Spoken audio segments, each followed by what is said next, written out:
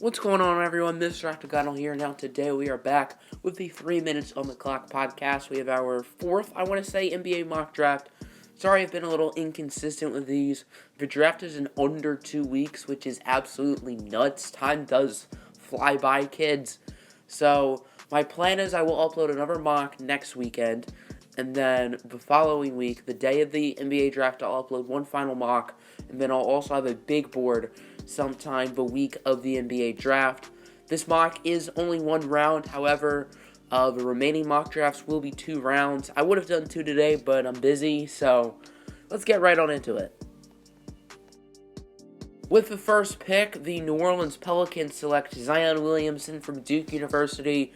I know that's a total bombshell. Nobody's expecting it. Wink, wink. But Zion is the total package. I mean, we all know about the gifted athleticism, especially for his size. I mean, once he enters the NBA, he will be the second heaviest player in the league. But yet he's so athletically graceful. It is incredible to watch. Not to mention, you can use him in many different ways defensively. He's very versatile. He can defend the perimeter as well as inside. And then offensively, you can put him inside. And he sort of has a jump shot. It's not totally awful, but it's definitely his weakness. He also is a pretty good playmaker as well. So, other than the jump shot, this kid is absolutely incredible. And as I said, his jump shot isn't totally awful. It's not like he's DeAndre Jordan shooting. So, the Pelicans are getting a phenomenal basketball player. With the second pick, the Memphis Grizzlies select Ja Morant, point guard, Murray State. The Grizzlies have made it clear that this is their target. And personally, I would probably choose R.J. Barrett. However, it's neck and neck between those two. Morant is very athletic, phenomenal passer, the best passer in college basketball a season ago. And he's solid offensively, really solid defensively. Reminds me a lot of John Wall. And I think he could have a John Wall-esque career, whether that's a good thing or a bad thing. I think he is going to be a great player, but I don't know how good this Grizzlies team can do with him. They do have Jaren Jackson, who I really like, so I think that is a nice core for the future.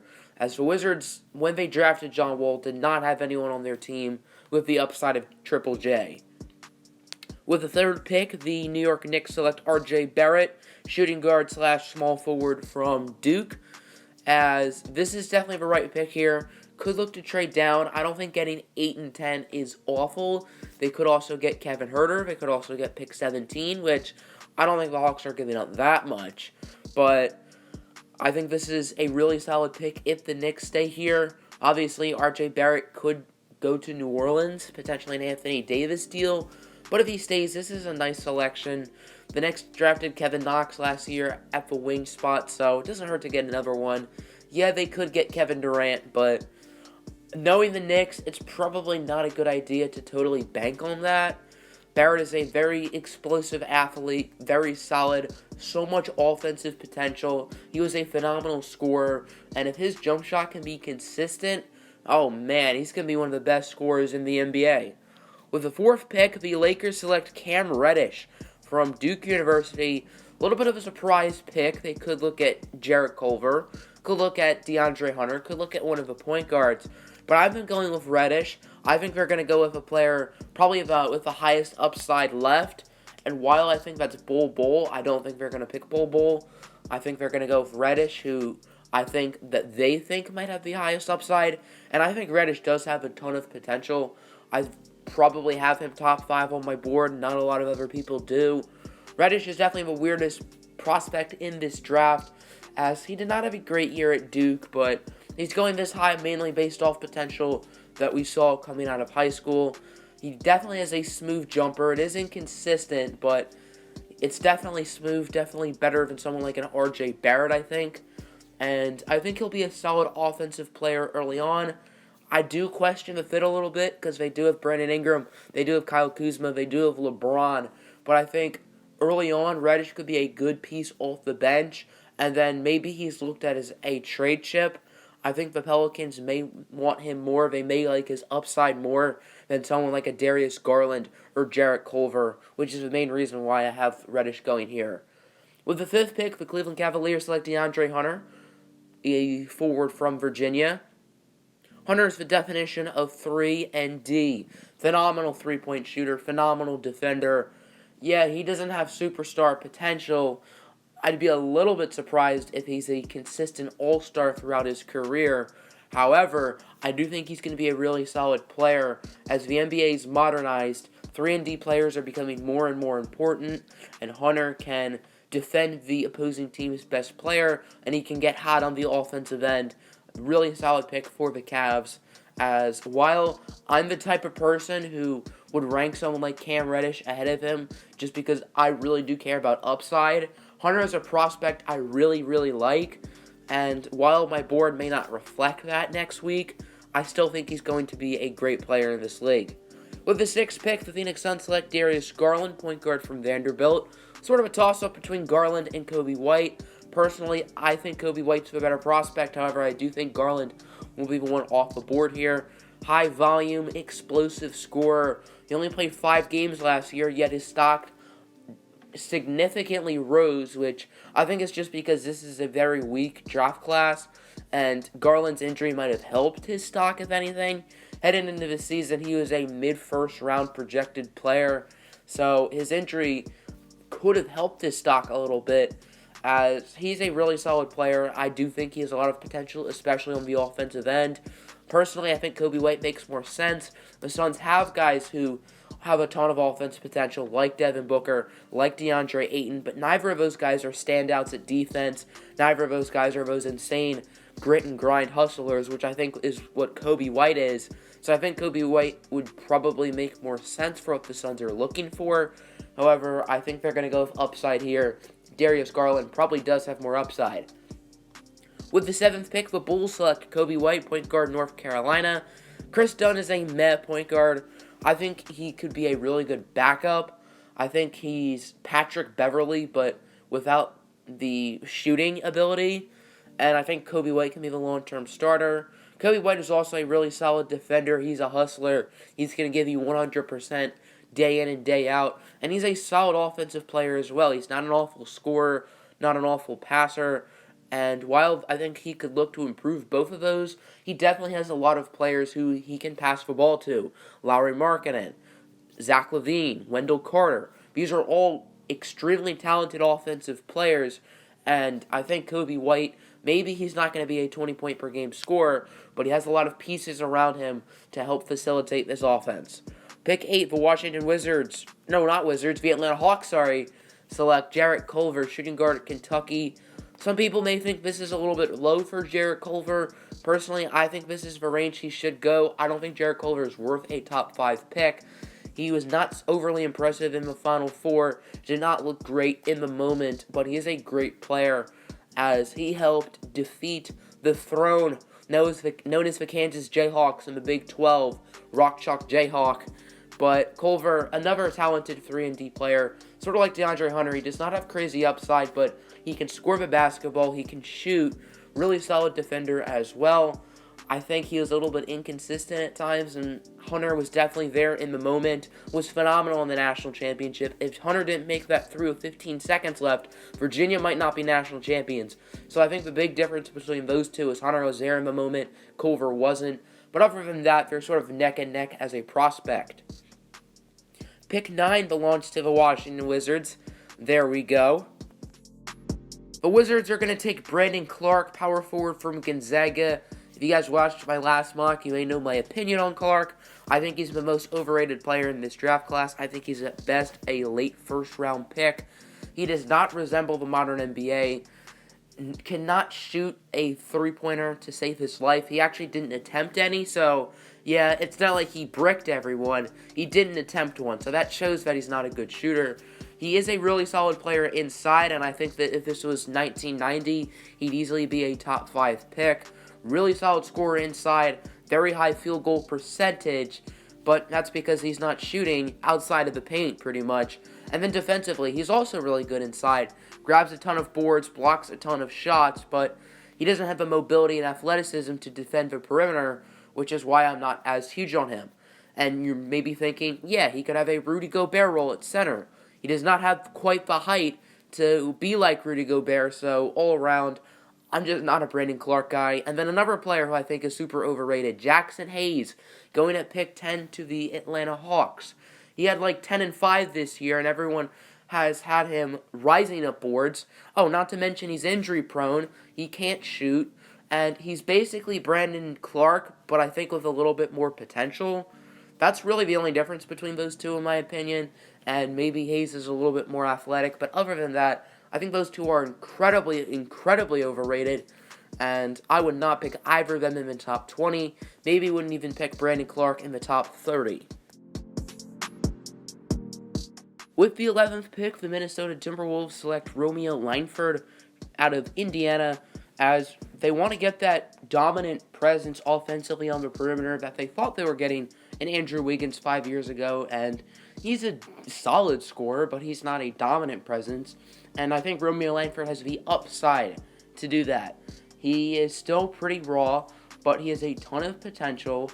And I think he is a poor man's Kobe Bryant. Yes, I'll say it. He's nowhere near as good as Kobe, but I think they have similar skill sets. They both hold on to the ball for too long, but they're both extremely explosive athletes, and they can score inside, they can score mid-range, as well as three-pointers. I think you could also make a case for someone like Donovan Mitchell as well. Obviously, those three are not exactly alike skill set-wise, but I see a lot of similarities in their games.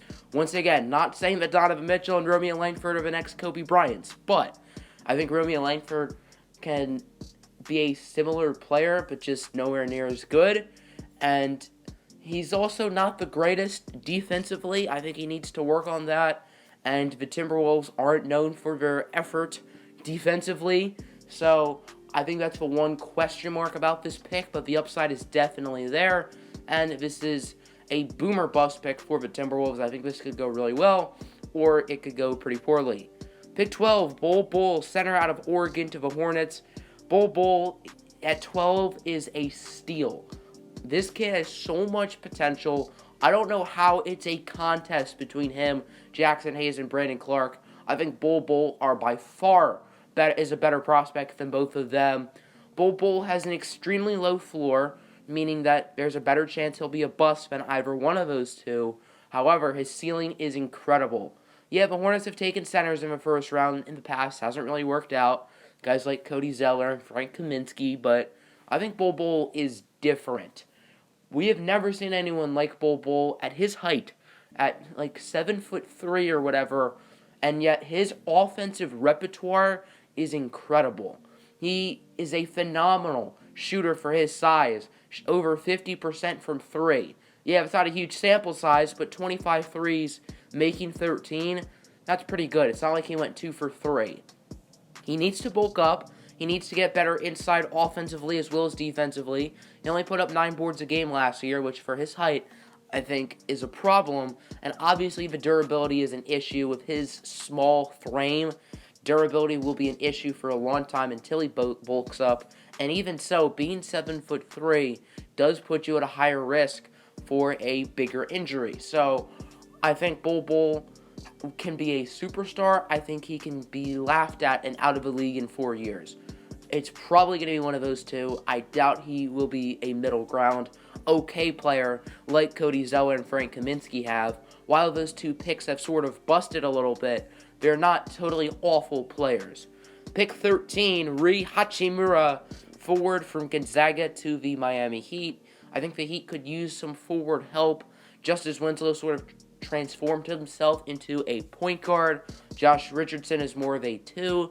So looking at their forward positions, they have guys like James Johnson there. It's really not great. And Hachimura, phenomenal career at Gonzaga. Really solid player offensively and defensively. A ton of collegiate experience. And I think this is a really solid pick for the Miami Heat. Unlike Bol Bol, unlike Romeo Langford, Hachimura probably doesn't have that all-star ceiling, but he also doesn't have bust potential either. And I think he's more likely to be that middle ground, solid player, but nothing spectacular. Pick 14, Sekou Doumbouya from France to the Boston Celtics. As we all thought the Celtics team was going to be a dynasty, and they're sort of falling apart, but they still have plenty of talented young pieces. Looking at Doumbouya, he can play 1 through 4, I think.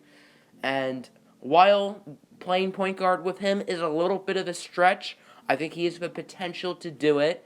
He's extremely athletic and he's very raw. I think he needs to stay overseas for a little bit.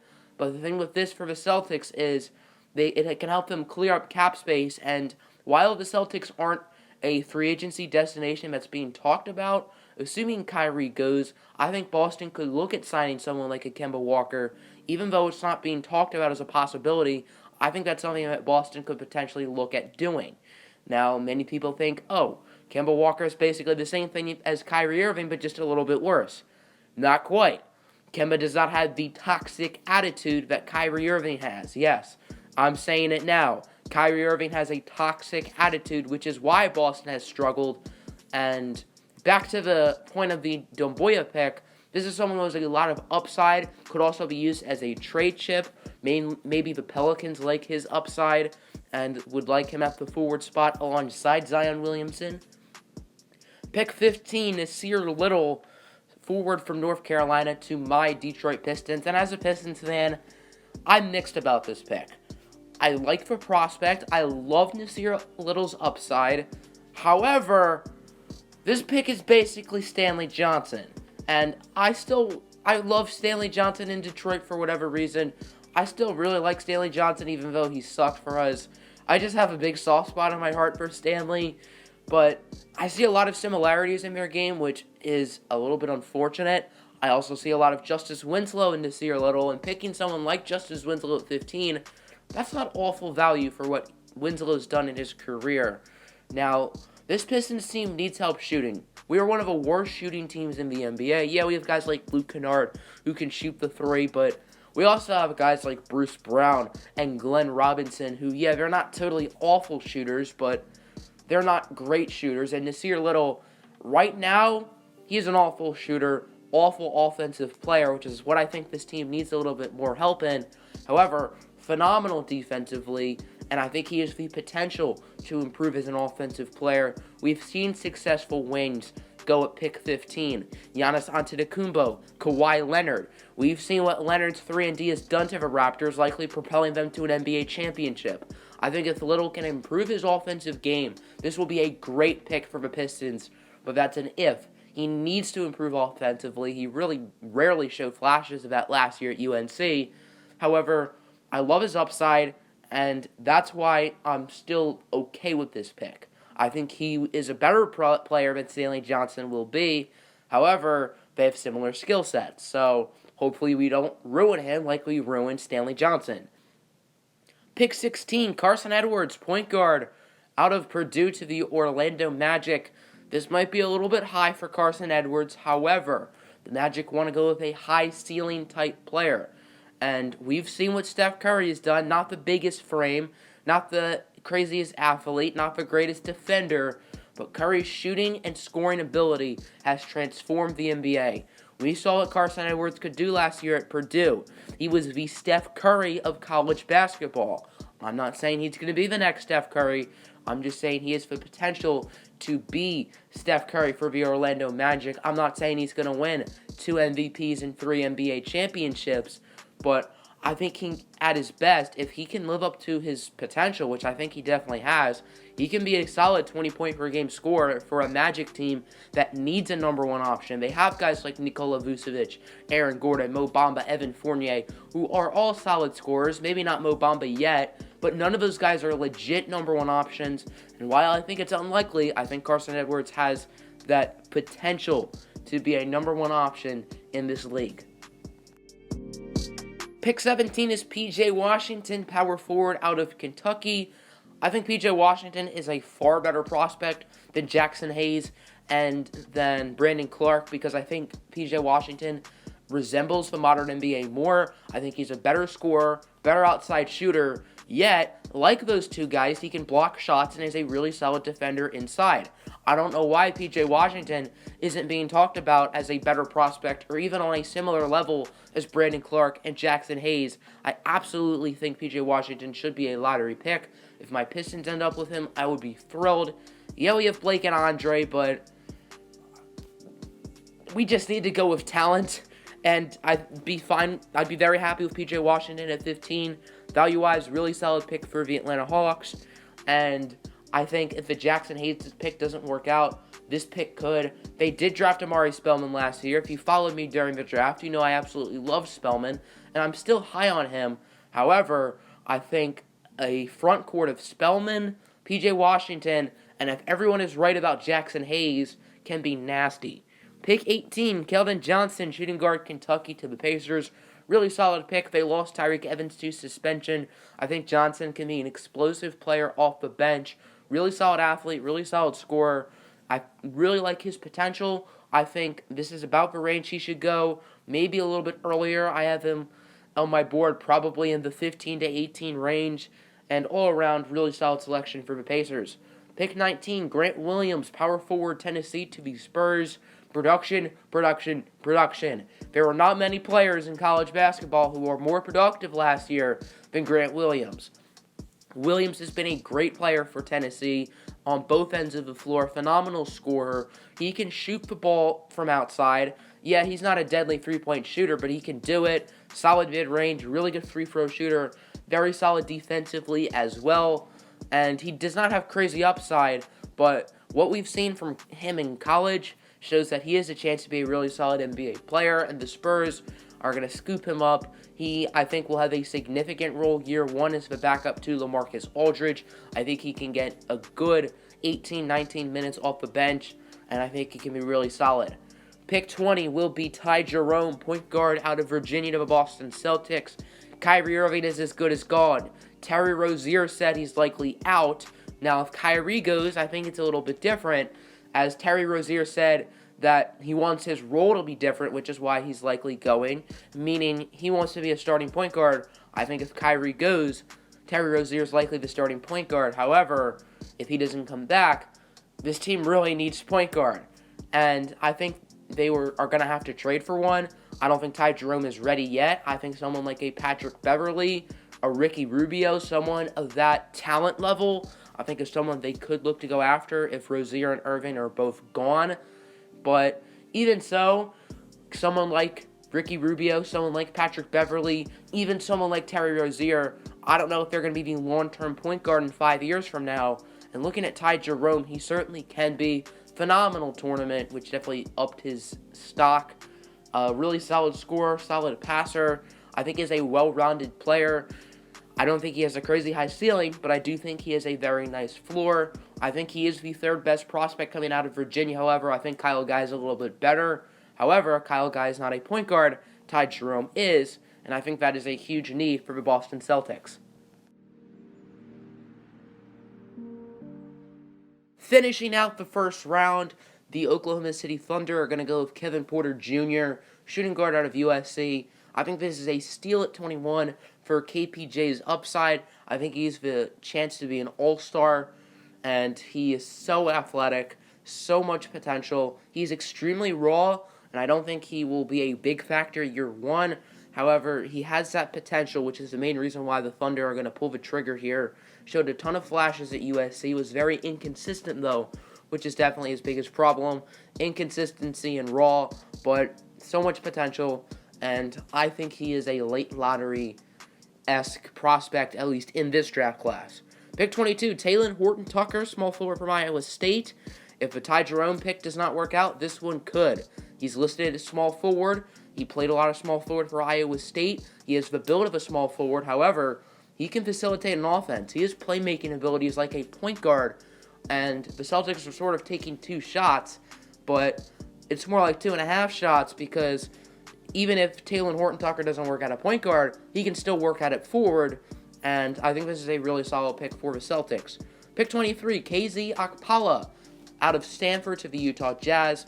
Really solid scorer, really solid overall player for this year for the Cardinal. I think 23 is very fair value for the Utah Jazz, who could use an explosive presence off the bench.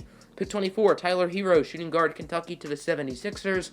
JJ Redick is a free agent, and they're definitely going to miss his shooting ability if he goes. And he's not their top priority this offseason with Jimmy Butler and Tobias Harris as free agents. So that makes it more likely that Redick could be gone. And if he does go, they're going to need that new shooter, and that can be Tyler Hero, who I think could have a big role year one.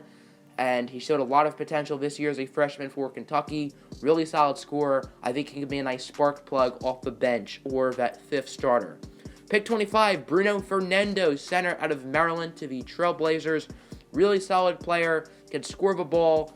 Very solid rebounder, very solid defender. I think he has more upside than Jackson Hayes, and certainly more upside than Brandon Clarke. Needs to improve his jump shooting, but I do think he has that potential, where some like Brandon Clarke, I just don't really see it. Pick 26, Nickeil Alexander-Walker, shooting guard, Virginia Tech, to the Cleveland Cavaliers. I think they could use a guy off the bench who can score, who can get hot, and that can be Nickeil Alexander-Walker. Really solid jump shooter, solid potential. I think he's the upside to be a starter. Yeah, they have Cedi Osman there, so shooting guard is not the biggest of needs now. I'm not saying Osman's the long-term guy, but he definitely has the chance to. And I think Alexander Walker can be a really solid sixth man for the Cavs. Pick 27, Louis King, shooting guard out of Oregon to the Nets.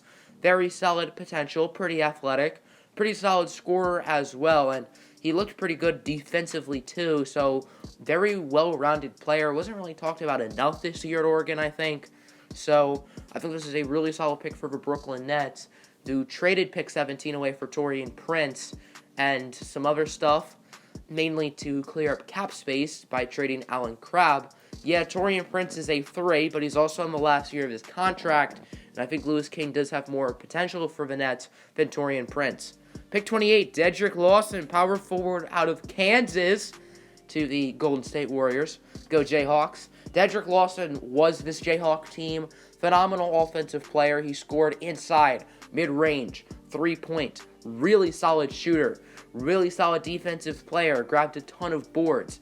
He did almost everything for this Kansas team last year. Golden State's going to be a lot worse next year. KD's likely gone. DeMarcus Cousins is likely gone. I think Dedrick Lawson could be a really solid player coming off their bench early on. Yeah, they have Draymond at power forward, but I think as depth, I think this could be a really solid pick and sort of transition Jordan Bell into more of a center. And I think Kevon Looney could be the starting center next year. So really solid front court in Golden State even without Boogie. Pick 29, Isaiah Roby, forward out of Nebraska to the Spurs. Roby is a really solid defensive player, can block shots, can steal balls. Not phenomenal on offense, but he is versatile on both sides of a basketball.